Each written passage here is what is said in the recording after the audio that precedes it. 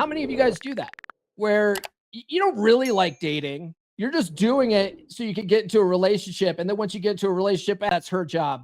That's her job to plan dates. That's her job to keep the romance alive. I mean, there is a red pill idea that relationships are the woman's job. Yeah.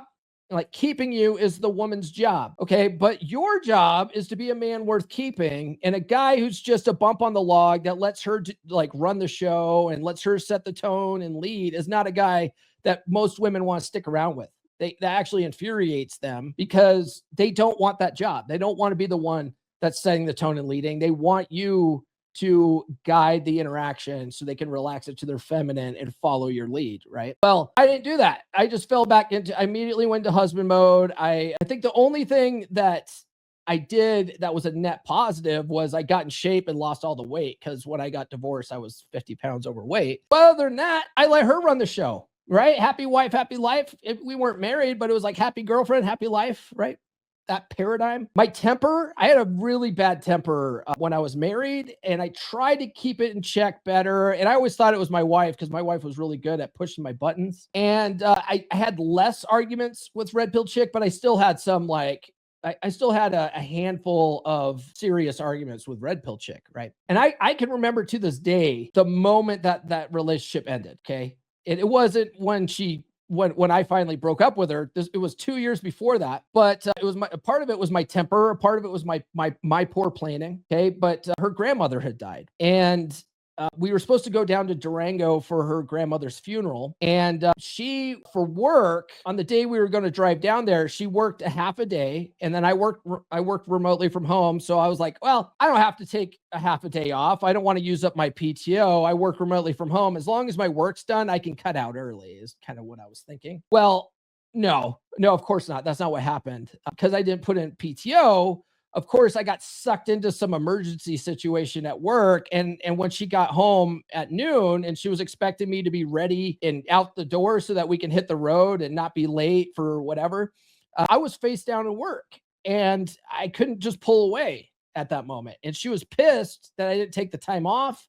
She was pissed that I wasn't ready. She was, she had valid complaints and she was just, about me, about it. Right. And I didn't have good frame and my temper was bad. And so I just blasted out of reaction, complete reaction.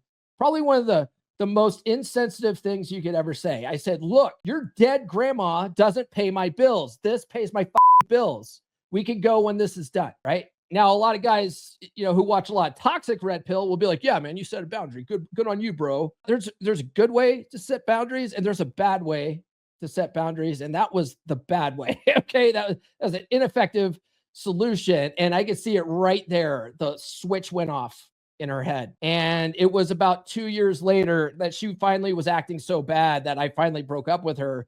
But what she spent the next 2 years doing was lining up her male orbiters because I pushed her away, you see. And it was because of my negative attitude and I, you know what I mean? So after that relationship ended and then I was back on the dating circuit again, like that's really where the self-reflection came. It was really where I realized, man, I'm doing something wrong here. There's something I'm not doing right in the relationship, or in relationship with women. And that's why I got into the space. That's why I started studying this stuff, right? I didn't get red pilled necessarily out of like total heartbreak, although that breakup like was devastating for me, even though I was the one that broke up with her. But it wasn't that I was like, oh, she cheated on me and da da da da da.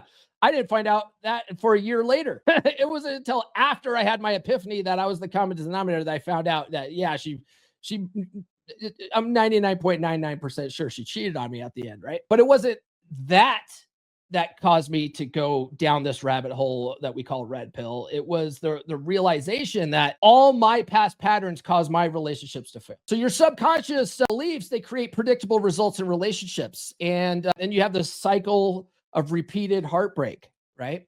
So your paradigms, what they are, if you've never heard the term paradigm before, but they're basically, to oversimplify it, they're nothing more than a series of stored habits in our subconscious mind. They're basically programs that just run on autopilot, right? And if you don't work on them, you'll always default to them. You'll always default back to your paradigms. Okay. And even if you work on them, you can work on it for a while and you might start seeing good results. And then when you stop, you'll eventually fall back on the old programming. Okay. The work never stops. We just had yesterday a Wolfpack brother come back to the pack. This is his third time in the pack. Okay. He's joined the pack, stayed for a couple months, and then left. Thought he was good. Got it back in the pack earlier this year. Got his feet back on the ground after dealing with a long-distance relationship that wasn't going anywhere. He started getting back on the dating circuit, quit again, thought he had everything down. Rejoined yesterday because he's having problems, right? So it's like, when he came back yesterday, he's like, yeah, I thought I was good. So I left the group, right? And that's the thing. The thing was that I even know him. I know this guy from the original 3% Man group. He was in the original 3% Man group with me, right? So it's like I've seen this pattern over and over again since I've been in the space. Guys who do the work just long enough to start seeing some results, then they stop doing the work, they fall back on old programming, and then they have the same results again. Okay. The work never stops. The work never stops. All right. While you're marinating on that, guys, do follow me on social media. The links are in the description. I'm on all the good platforms. I've been having this up the whole time. If you are in a breakup right now and you know you need to move on, but you can't stop thinking about your ex and you're like, man, maybe I should get her back. Grab my free ebook.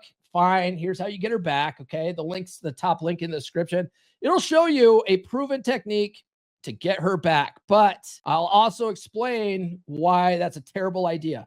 It's a terrible idea. You know, some of you guys, you can lead a horse to water, but you can't make him drink, right? So, okay, well, you got to learn for yourself. So here's how you do it. All right.